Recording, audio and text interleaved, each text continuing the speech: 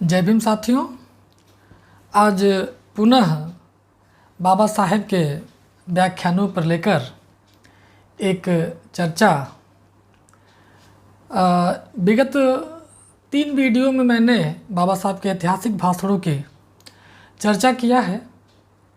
आज भी एक ऐसे व्याख्यान की चर्चा करने जा रहा हूं जो 4 जून 1927 को मुंबई के चीरा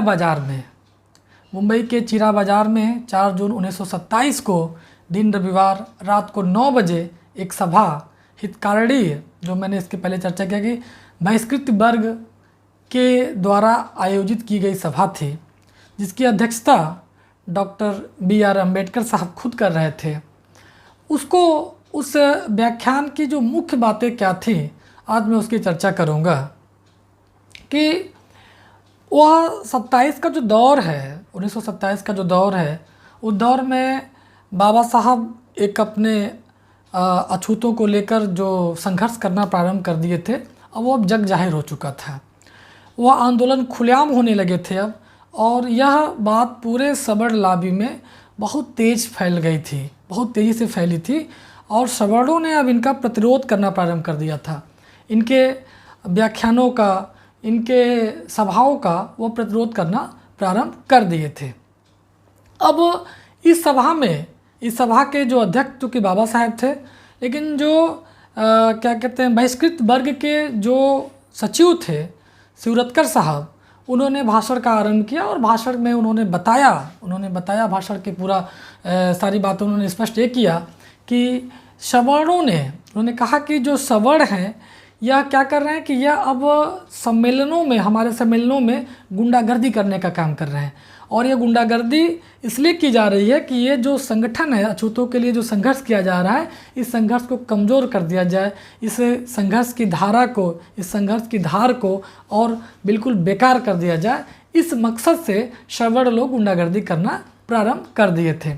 जब शिवरत्कर साहब ने यह बात बताई तो लोगों को बड़ा गुस्सा आया।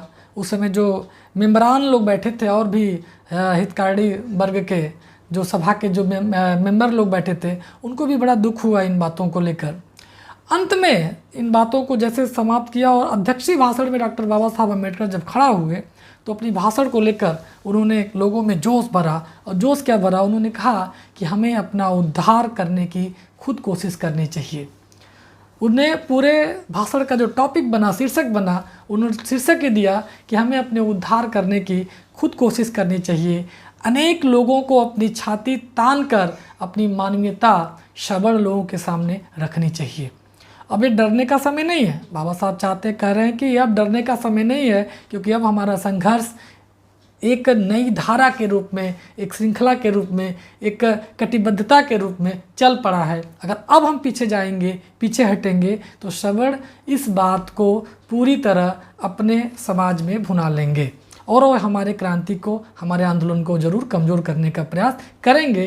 तो बाबा साहब ने बड़े हुंकार भरे स्वरों में कहा कि आप जो भी हमारे नेता गण है, जो भी हमारे लोग हैं, अब यह डरे नहीं, ये सीना तान के सवर्णों के सामने जाएं और कहें कि यह अपनी सिद्ध करें कि ये हमारी मानवीयता है, ये हमारा संघर्ष ऐसे जाया नहीं जाएगा, बल्कि हमें वो अपने अधिकारों को लेने के बाद अपने संघर्ष को हम विराम देंगे। अधिकार क्या था, धीरे धीरे जब व्याख्यान होंगे मैं उन सब बातों का जिक्र करता जाऊंगा कि आखिर में क्या क्या अधिकारों को लेकर बाबा साहब आंदोलित थे। अब चूँकि समस्या थी अछूतों की, तो जहाँ सब ही अछूत है, जिसको कोई छू न पाए, इससे बड़ी समस्या और कुछ हो ही नहीं सकती थी। कोई समस्या इससे बड़ी नहीं हो सकती थी। तो बाबा साहब कहते हैं कि हमें अपने बुद्धि कौशल के बल पर, हमें अपने बुद्धि कौशल के बल पर आज के सामाजिक दंगल में अपना श्रेष्ठ स्थान प्राप्त करना चाहिए।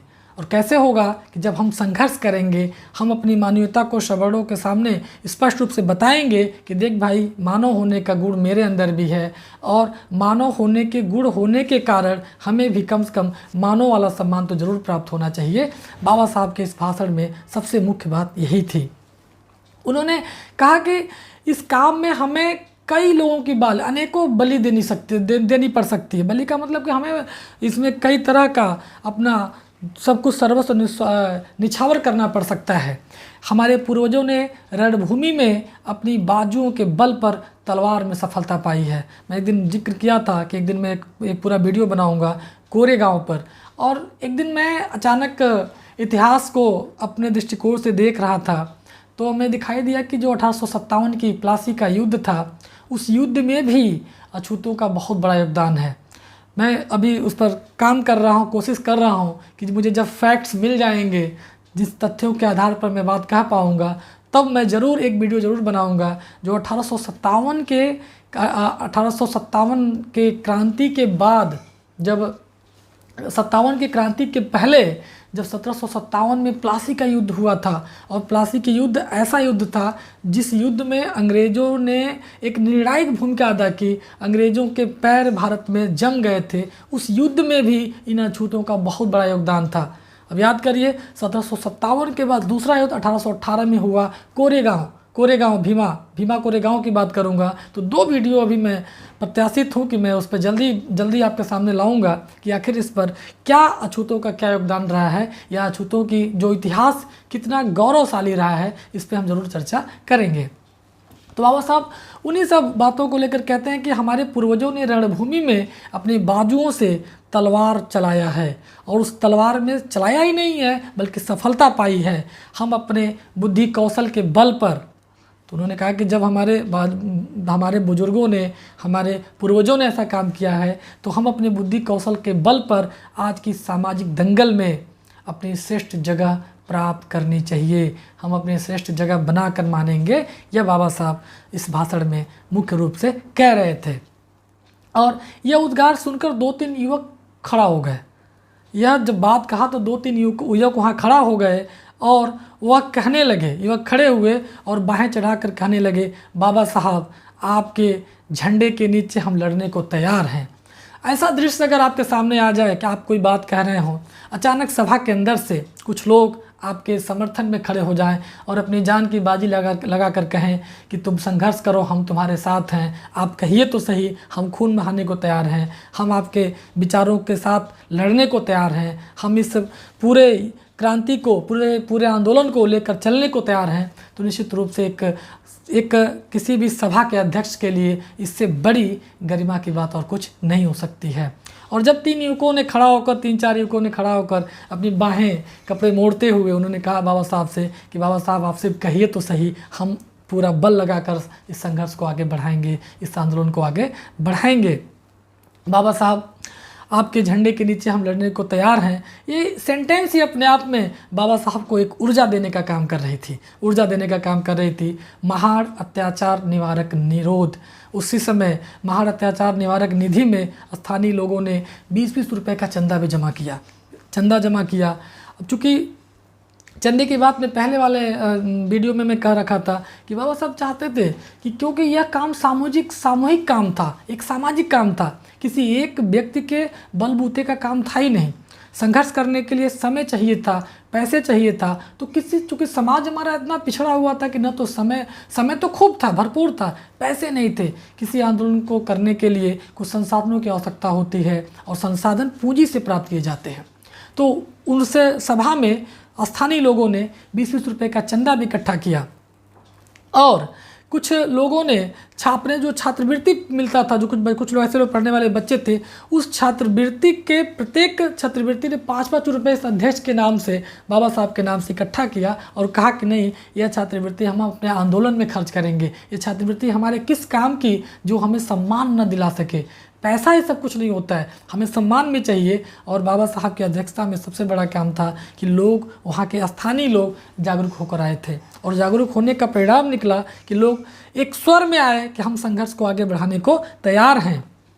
इसके साथ ही दूसरे लोगों ने भी कुछ पैसे दिए। बाद में अध्यक्ष को तालियों की कड़कड़ाहट और फूल मालाओं से लाद दिया गया। अध्यक्ष का मतलब बाबा साहब को वहाँ के लोगों ने बहुत सम्मान दिया। रात को 9 बजे सभा प्रारंभ हुआ, और लगभग 11 बजे तक सभा चलती रही। और जब बाबा साहब जब अंत में गदगद हो गए, फूल माला चंदे के माध्यम से कि इनको ये लगा कि यह चंदा पैसे के रूप में नहीं, यह हमारे आत्मविश्वास को बढ़ा रहा था। बाबा साहब ने कहा कि हमारे आत्मविश्वास को यह और ऊर्जा प्रदान कर रहा है। इससे हम ये मान के चलेंगे कि हमारा आंदोलन पीछे नहीं हटने वाला है, बल्कि हमारा आंदोलन निरंतर गतिशील होने वाला है, आगे बढ़ने वाला है।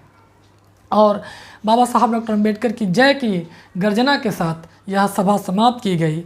इस भाषण में जो मेन बात था उनका यह था कि हम अब सवर्णों के जो सवर्ण चुके जान चुके थे कि भाई अब इनके आंदोलन को तोड़ना है, रोकना है, तो इनका गुंडागर्दी के माध्यम से, क्योंकि बात तो करना उनको आता नहीं था, क्योंकि सारे वेद पुराण उनके पास थे।